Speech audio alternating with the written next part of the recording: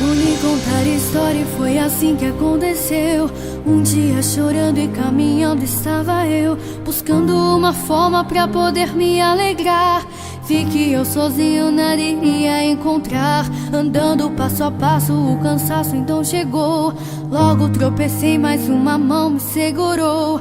Vi que era um homem que me disse aqui estou. E com autoridade me olhou e me falou: não temas, eu estou contigo.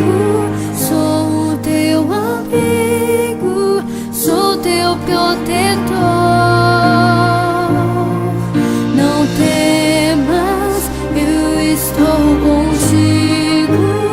Sou o teu amigo, eu sou o que sou.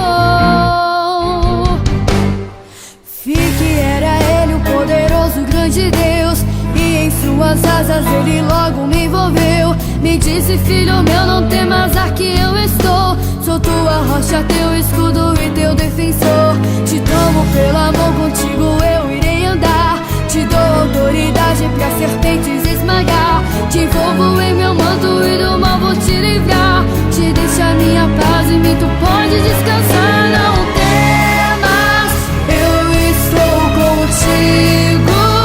Sou o teu amigo, sou teu protetor.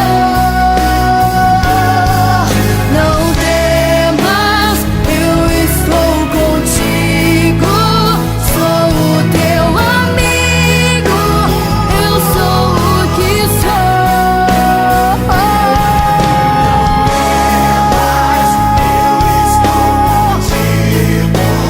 Sou o teu protetor.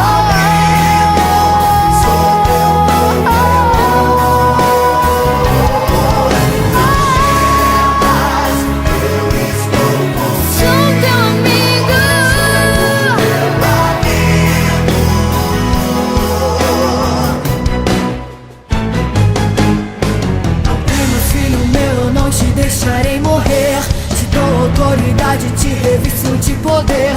Por mais que o mal persista, não te deixarei tocar. Sou Deus, o poderoso, grande Jeová Rapha. Eu quebro as cadeias e te faço vencedor. Remova